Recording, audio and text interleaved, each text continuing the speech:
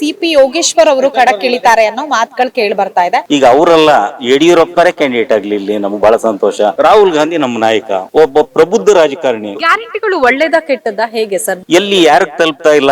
15 ಲಕ್ಷ ನಮ್ಮ ಅಕೌಂಟ್ ಹಾಕ್ತಿನಿದ್ರು, ನಮ್ಮ ಅಕೌಂಟ್ ನಲ್ಲಿ 0% ಇಲ್ಲ. ಎಲ್ಲೋಯ್ತು? ಹಿಂದೂಗಳು ಹೆಸರು ಹೇಳ್ಕೊಂಡು ಓಟ್ ತಗೊಳೋದು ಏನು ಧರ್ಮ ಅಲ್ಲ. ಸಿದ್ದರಾಮಯ್ಯ, ಆಂಜನೇಯ, ರಾಮ ಅಂತ ಯಾಕೆ ಕಂಡವ್ರೆ? ಹಿಂದೂಗಳು ದೇವಸ್ಥಾನನೇ ಕಟ್ಟೋ ಡೆವಲಪ್ಮೆಂಟ್ಸ್ ಅಂತ ಹೇಳೋದು ಅರ್ಥ ಏನಿದೆ? ಈ ರಾಮ ಮಂದಿರ ಖಂಡಿತ ಅದು ವರ್ಕೌಟ್ ಆಗಲ್ಲ.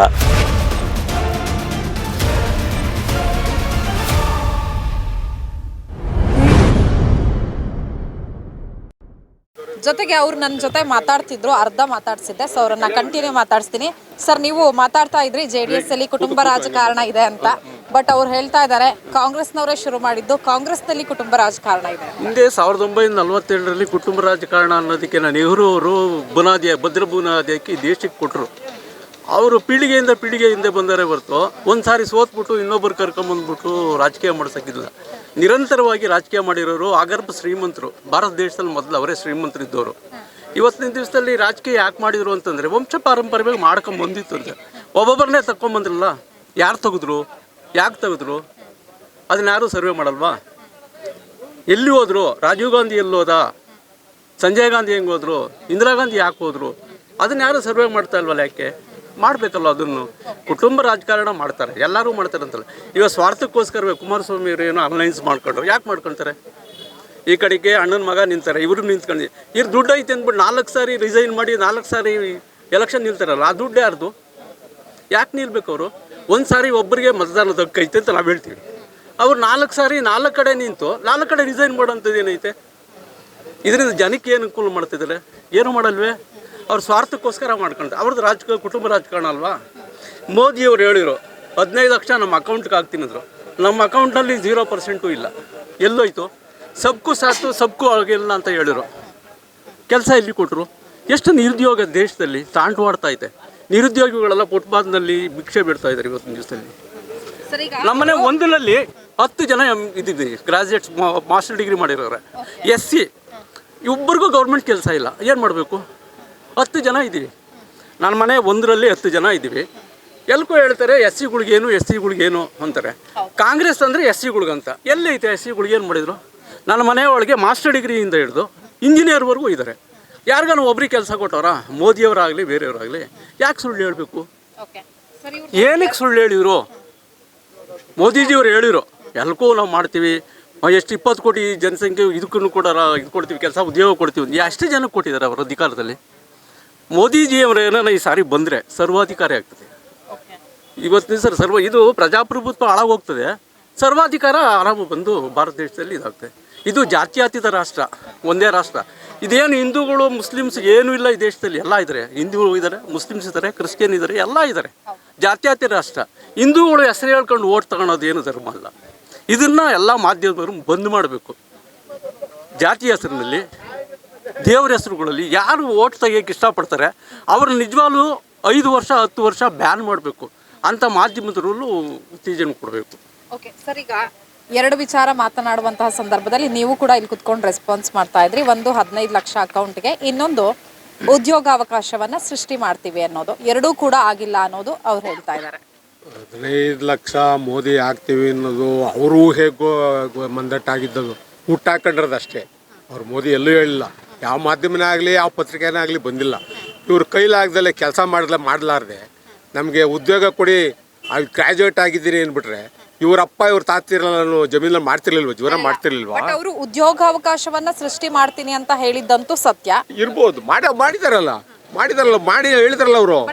ಇವಾಗ ರೈಲ್ವೆ ಆಗಲಿ, ಆಯ್ತು, ರೈಲ್ವೆ ಆಗಲಿ, ಒಂದು ಫ್ಲೈಟ್ ಆಗಲಿ, ಒಂದು ಕಾರ್ಖಾನೆಗಳಾಗಲಿ, ಒಂದು ನೀರಾವರಿ ಆಗಲಿ, ದೇವಸ್ಥಾನ ಆಗಲಿ ಮೋದಿ ಮಾಡಿದಾರಲ್ಲ. ಅಲ್ಲಿ ಉದ್ಯೋಗ ಸೃಷ್ಟಿ ಆಗಿದೆಯಲ್ಲ. ಇವತ್ತು ದೇವಸ್ಥಾನ ಅಂತ ಹೇಳಿದ್ರೆ ಅದಕ್ಕೆ ಇನ್ನೊಂದು ಕಾಂಗ್ರೆಸ್ ಅವರು ಆರೋಪ ಮಾಡ್ತಾರೆ, ದೇವಸ್ಥಾನಗಳನ್ನ ಕಟ್ಟೋದು ಅಭಿವೃದ್ಧಿ ಅಲ್ಲ. ಇವ್ರಿಗೆ ಬೇಕಾಗಿಲ್ಲ, ಇವರಿಗೆ ಕಾಂಗ್ರೆಸ್ನವ್ರಿಗೆ ಅದು ದೇವಸ್ಥಾನ ಬೇಕಾಗಿಲ್ಲ. ಕಟ್ಟೋದ್ರಿಂದ ಅಭಿವೃದ್ಧಿ ಆಗಲ್ಲ. ಅದೇ ನಿರುದ್ಯೋಗಿಗಳಿಗೆ ಉದ್ಯೋಗಾವಕಾಶವನ್ನು ಸೃಷ್ಟಿ ಹೆಸರಾಕಿ ಕಂಡವ್ರು ಇವರು.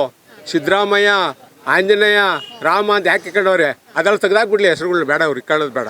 ಯಾಕೆ ಮಾಡ್ತಾರೆ ದೇವ್ರುಗಳು? ದೇವಸ್ಥಾನ ಕಟ್ಟೋದು ಅಭಿವೃದ್ಧಿ ಅಂತ ನೀವು ಒಪ್ಕೊಳ್ತೀರಾ ಹೇಗೆ? ದೇವ್ರನ್ನ ತೋರಿಸ್ಕೊಂಡು ನಾವು ಅವ್ರನ್ನ ಬೆಳಿಗ್ಗೆ ಪೂಜೆ ಮಾಡ್ಕೊಂಡು ತಂದೆ ತಾಯಿ ಅಂತ ಪೂಜೆ ಮಾಡ್ಕೊಂಡು ಅವ್ರ ಹೆಸರು ನಿಮಗೆ ನನ್ನ ಪ್ರಶ್ನೆ ಅರ್ಥ ಆಗಿಲ್ಲ ಅನ್ಸುತ್ತೆ. ಫಸ್ಟ್ ನಾನು ಕೇಳಿರೋ ಪ್ರಶ್ನೆ, ದೇವಸ್ಥಾನಗಳನ್ನ ಕಟ್ಟೋದು ಅಭಿವೃದ್ಧಿ ಅಲ್ಲ ಅಂತ ಕಾಂಗ್ರೆಸ್ನವರು ಆರೋಪ ಮಾಡ್ತಿದ್ದಾರೆ ಅಂತ, ಅದಕ್ಕೆ ನೀವು ಅವ್ರ ಹೆಸರುಗಳನ್ನ ಹೇಳ್ತಾ ಬಂದ್ರೆ ನಿಜಕ್ಕೂ ಅದು ಅಭಿವೃದ್ಧಿನ ಹೇಗೆ ಅನ್ನೋದು ಪ್ರಶ್ನೆ. ಅದೇ ಹೇಳಕ್ ಆಯ್ತದಲ್ಲ. ಈಗ ಉಂಡಿ ಹಣ ತೊಗೊಂಡು ತಿಂತವ್ರಲ್ಲ, ಈಗ ಅದು ಕೊಡೋಕ್ಕಾಗಲ್ವಲ್ಲ ಅವ್ರ ಕೈಲಿ. ಉಂಡಿ ಹಣ ಇಲ್ದಿದ್ರೆ ಜೀವನ ಮಾಡೋಕ್ಕಾಗಲ್ವಲ್ಲ ಅವರು.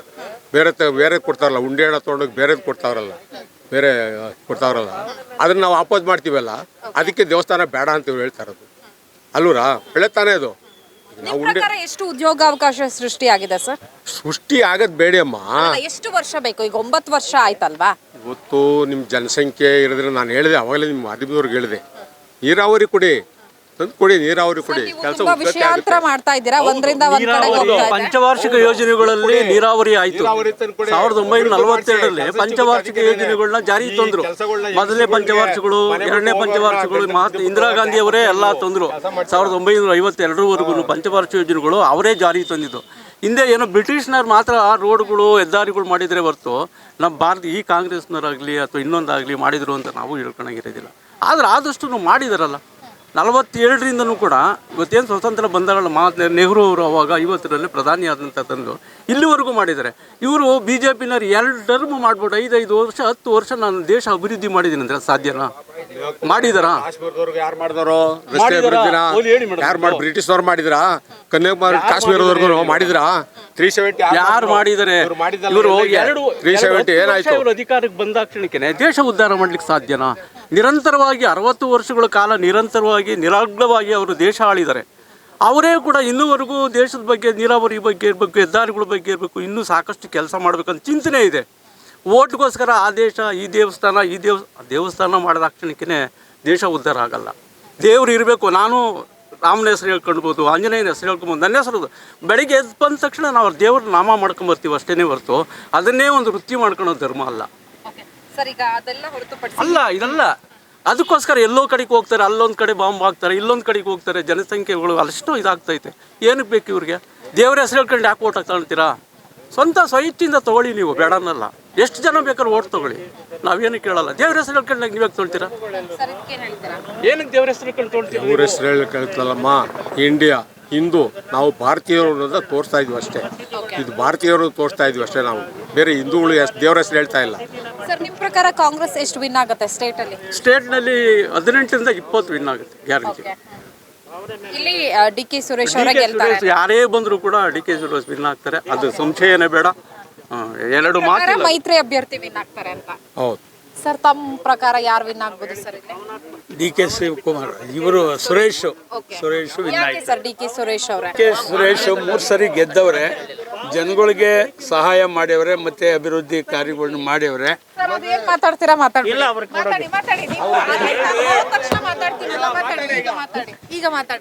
ಯಾವುದೇ ಪ್ರಪಂಚದಲ್ಲಿ ಯಾವುದೇ ವ್ಯಕ್ತಿ, ಒಬ್ಬ ಕ್ರೈಸ್ತ ಇರ್ಬೋದು, ಮುಸಲ್ಮಾನ ಇರ್ಬೋದು, ಹಿಂದೂ ಇರ್ಬೋದು, ಭಾವನಾಜೀವಿ. ಅವನಿಗೆ ದೈವ, ತಾಯಿ, ತಂದೆ ಅನ್ನೋದು ಪ್ರಪ್ರಥಮವಾಗಿ ಪ್ರಾಮುಖ್ಯ. ಯಾವುದೇ ದೇಶದಲ್ಲಿ ನೋಡಿ, ಅವನು ಕ್ರೈಸ್ತನ ತೊಗೊಂಬಂದ್ಬಿಟ್ಟು ಚರ್ಚ್ ಕಟ್ಟಬೇಡ ಅಂತ ಹೇಳ್ತಿದ್ದೀರಾ? ಹೇಳಿ, ಹಂಗಾರೆ ಚರ್ಚ್ ಯಾಕೆ ಇಷ್ಟೊಂದು ಕಟ್ತೀರಾ ಅಂತ ಇದೆ ಕಾಂಗ್ರೆಸ್ನವರು. ಯಾಕೆ ನೀವು ಮಸೀದಿಗಳನ್ನ ಹಿಂದೆ ಹೊಡೆದಿದ್ದನ್ನು ಯಾಕೆ ಒಪ್ಕೋತಿಲ್ಲ? ಚರಿತ್ರೆ ಹೇಳ್ತದೆ, ಹೊಡೆದು ಅದನ್ನು ಮಸೀದಿ ಮಾಡೋವನಲ್ಲ ಬೇಕಾದಷ್ಟು.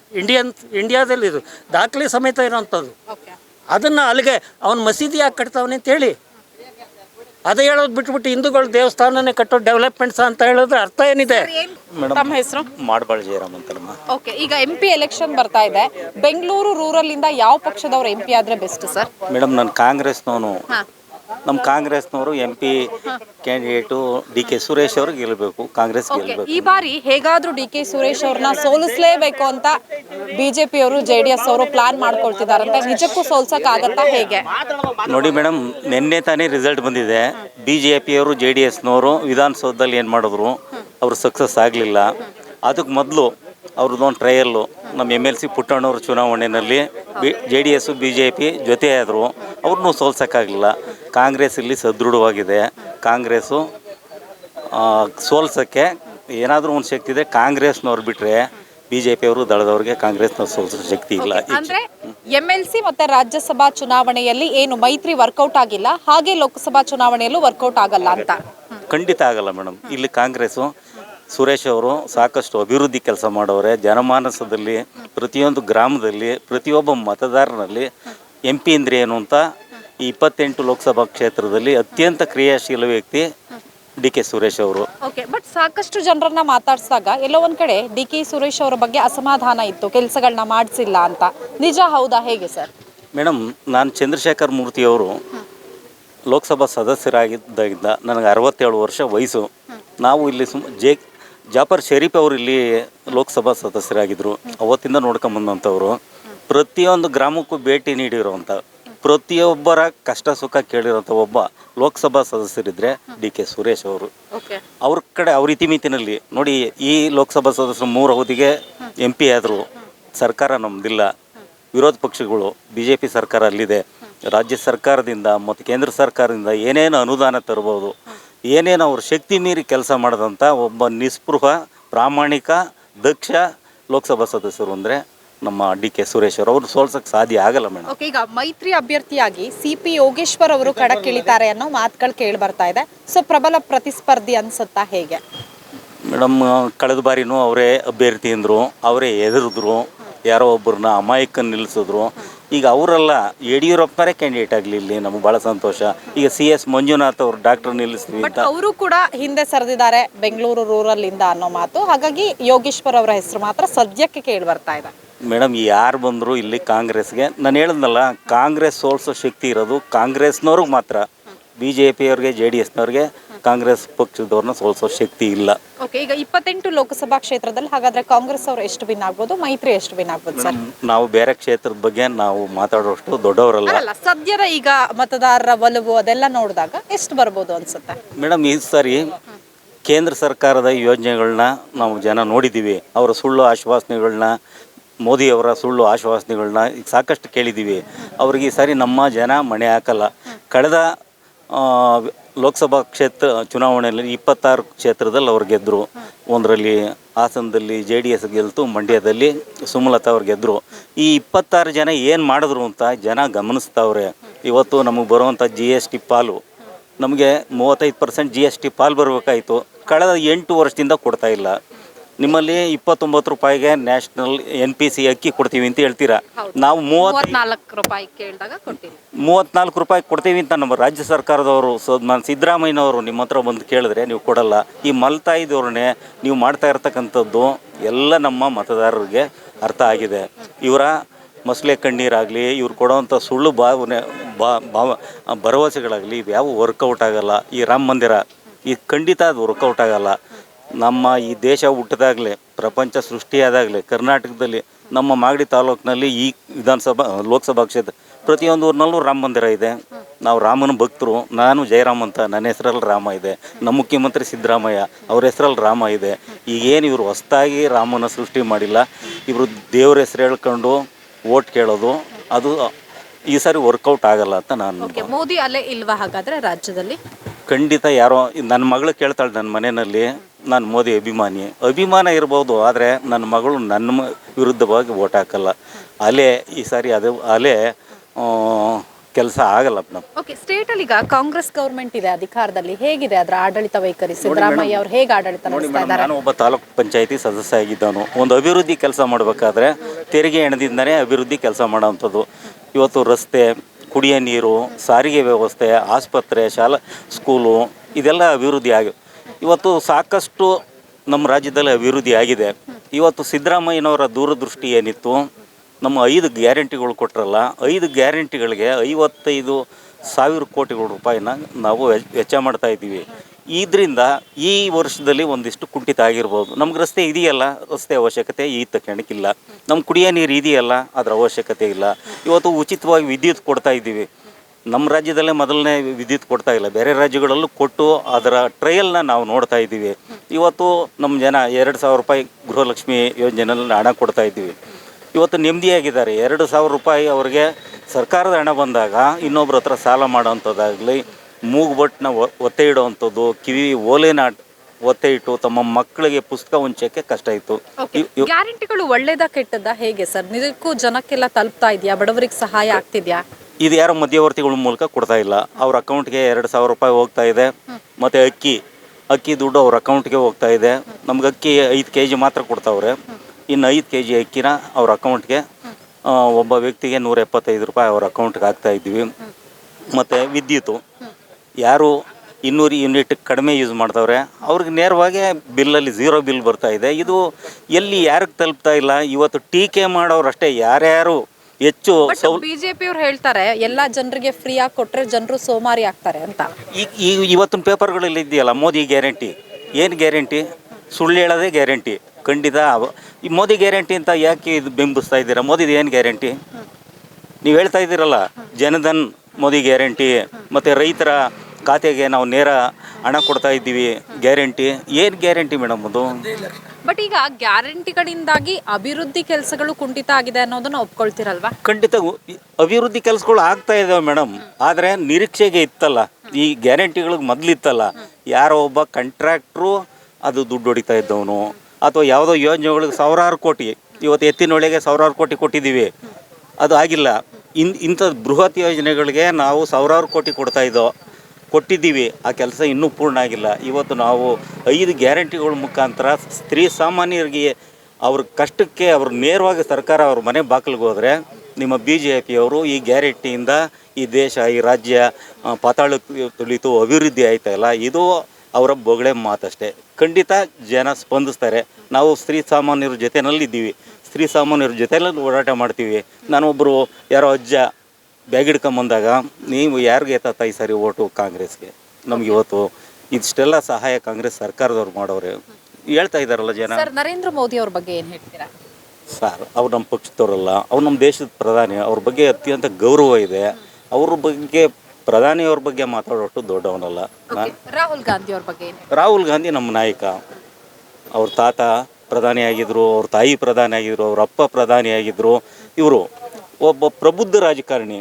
ಇವತ್ತು ಅವ್ರ ಬಗ್ಗೆ ಜನಸಾಮಾನ್ಯರು, ವಿರೋಧ ಪಕ್ಷದವರು ಅವ್ರನ್ನ ಟೀಕೆ ಮಾಡಬೇಕು, ಅವ್ರ ಬಗ್ಗೆ ಕೆಟ್ಟದಾಗಿ ಮಾತಾಡಬೇಕು. ಅವರು ನಮ್ಮ ನಾಯಕ, ನಮ್ಮ ಪಕ್ಷದ ನಾಯಕ.